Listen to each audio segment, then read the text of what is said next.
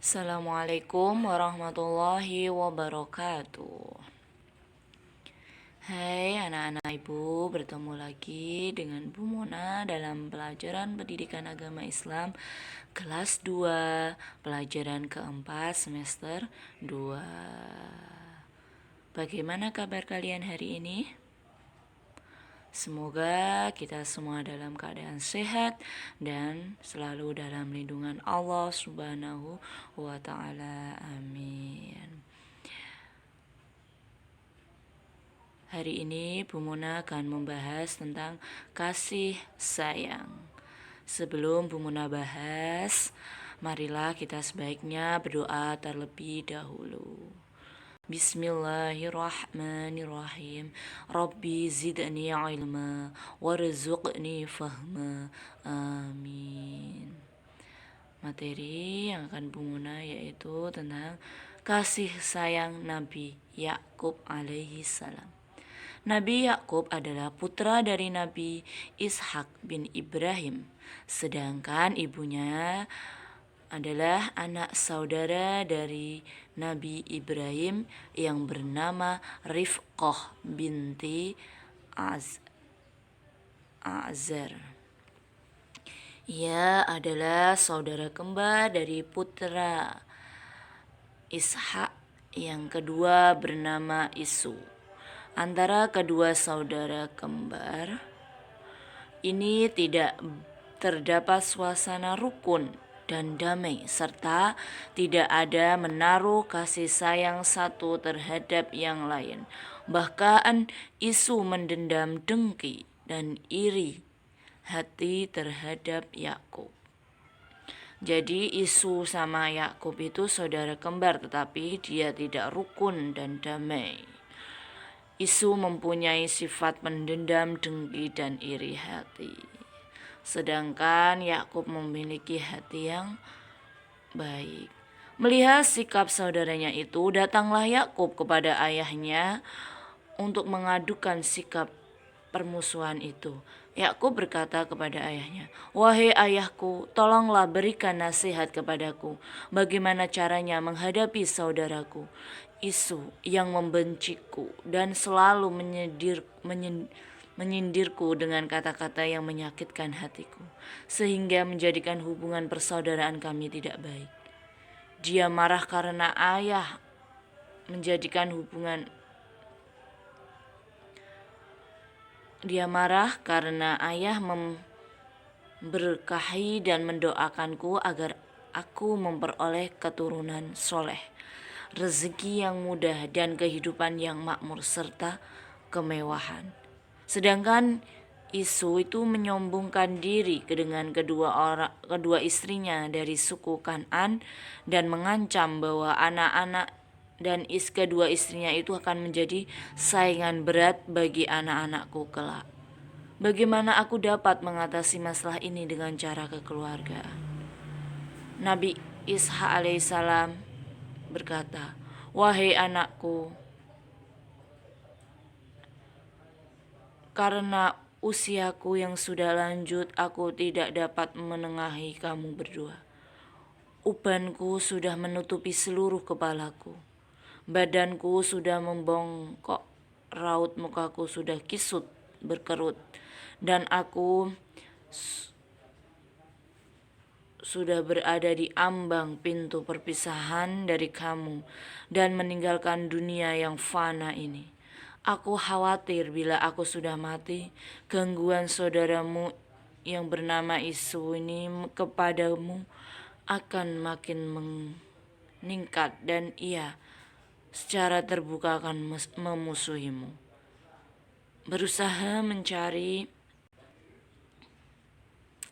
kecelakaanmu dan membinasakanmu.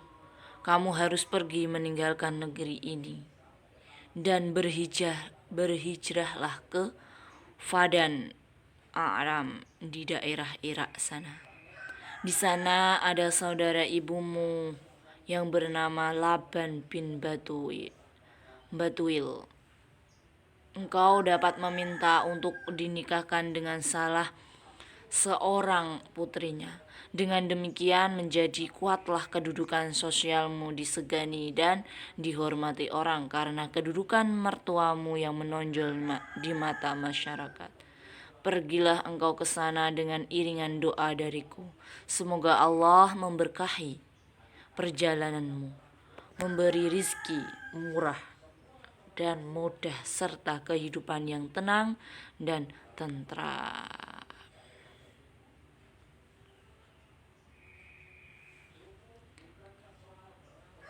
Setibanya Yakub di Irak, pergilah Yakub menuju Padan Aram, tempat tinggal saudara ayahnya yang bernama Laban. Dalam perjalanan yang jauh itu, ia sesekali berhenti untuk beristirahat. Pada saat istirahat, Yakub tertidur dan bermimpi dikaruniai rizki yang banyak, penghidupan yang aman dan damai, keluarga dan anak cucu yang soleh dan berbakti, serta kerajaan yang besar dan makmur. Terbangunlah Yakub dari tidurnya, mengusapkan matanya, menoleh ke kanan dan ke kiri. Dan sadarlah ia bahwa apa yang dilihatnya hanyalah sebuah mimpi. Namun, ia percaya bahwa mimpinya itu akan menjadi kenyataan di kemudian hari, sesuai dengan doa ayahnya yang masih tetap mendengung di telinganya. Dengan mimpinya itu, Yakub merasa segala letih yang ditimbulkan oleh perjalanannya menjadi hilang. Seolah-olah ia memperoleh tenaga baru dan bertambahlah semangatnya untuk secepat mungkin tiba di tempat yang dituju dan menemui sanak saudaranya dari pihak ibunya. Setelah selang beberapa waktu tinggal di rumah Laban, Yakub menyampaikan pesan Ishak itu tadi ayahnya, agar Laban menikahkannya dengan salah seorang putri-putrinya. Pesan tersebut diterima oleh Laban dan setuju akan menikahkan Yakub dengan salah seorang putrinya. Dengan syarat, dengan mas kawin, ia harus memberikan tenaga kerjanya di dalam perusahaan peternakan bakal mertuanya selama 7 tahun. Yakub menyetujuinya syarat-syarat yang dikemukakan oleh saudara ibunya, dan bekerjalah ia sebagai seorang pengurus perusahaan peternakan terbesar di kota Padan itu. Setelah masa 7 tahun dilampaui oleh Nabi Yakub sebagai pekerja dalam perusahaan peternakan Laban, ia menagih janji untuk mengambilnya sebagai anak menantunya. Laban menawarkan kepada Yakub agar menyunting putrinya yang bernama Leah sebagai istrinya. Setelah 7 tahun kedua berakhir, dinikahkanlah Yakub dengan Rahil. Dengan demikian Nabi Yakub beristrikan 2 wanita bersaudara, kakak dan adik.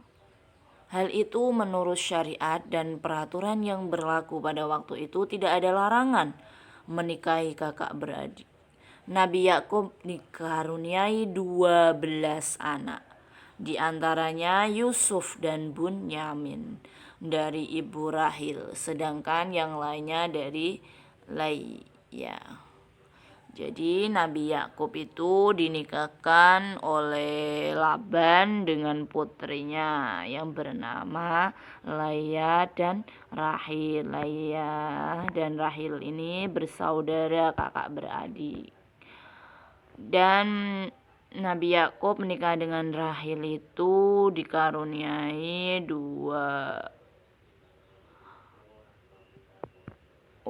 Nabi Yakub menikah dengan Rahil dan Leah itu mempunyai keturunan 12 anak. Di antaranya Nabi Yakub dan Bunyamin itu dari ibunya yang bernama Rahil atau istri yang kedua. Yang lainnya yang 10 itu dari istrinya yang bernama Leah. Yang kedua, yang selanjutnya yaitu tentang kasih sayang kepada sesama. Allah menciptakan manusia itu tidak sendirian. Allah menciptakan manusia berjenis kelamin laki-laki dan perempuan. Manusia juga diciptakan bersuku-suku dan berbangsa-bangsa. Manusia diciptakan demikian karena manusia tidak bisa hidup sendirian. Manusia diciptakan sebagai makhluk sosial, karena antara yang satu dengan yang lainnya saling membutuhkan dan saling mencukupi. Selain menciptakan manusia, Allah juga menciptakan makhluk hidup lainnya seperti binatang dan tumbuhan. Binatang dan tumbuhan diciptakan oleh Allah untuk memenuhi kebutuhan yang dibutuhkan oleh manusia seperti sandang dan pangan. Allah sangat mengasihi manusia yang mengasihi manusia lainnya, hewan, tumbuhan, dan lingkungan alam semesta. Contoh kasih sayang yang bisa kita lakukan oleh manusia diantaranya: yang pertama, menghormati kepada orang yang lebih tua, kasih sayang kepada orang yang lebih muda, kasih sayang kepada hewan. Kita juga harus sayang kepada binatang, dalam artian kita tidak boleh menyiksanya atau menganiayanya. Kasih sayang kepada tumbuhan dan lingkungan. Kita tidak boleh sembarangan mengganggu tanaman dan merusak lingkungan. Apabila tanaman dan lingkungan dirusak, maka ekosistem lingkungan akan terganggu. Itu demikian pembelajaran hari ini tentang kasih sayang. Tadi sudah diceritakan oleh Bu Muna tentang kisah kasih sayang Nabi Yakub. Dia mempunyai saudara kembar yang bernama Isu. Dia memiliki sifat pendendam iri kepada Nabi Yakub. Dan tadi kisahnya Nabi Yakub yang menikah dari saudara ibunya yang bernama Laban, dan mempunyai istri yang bernama Rahil dan Leia, dan mempunyai anak 12 diantaranya yang bernama Yusuf dan Bunyamin dari rahim ibu Rahil. Dan tadi sudah dijelaskan juga kasih sayang terhadap sesama. Manusia itu diciptakan tidak sendirian. Allah juga menciptakan tumbuhan dan hewan. Kita juga dianjurkan untuk sayang kepada tumbuhan dan hewan. Dan untuk tugasnya, pelajaran apa yang bisa kita ambil dari cerita kisah keteladanan Nabi Yakub? Jangan lupa tugasnya dikirim ke nomor Bu Guru ya. Terima kasih, semoga bermanfaat, dan akhiri dengan bacaan hamdalah bersama. Alhamdulillahirabbil alamin. Wassalamualaikum warahmatullahi wabarakatuh.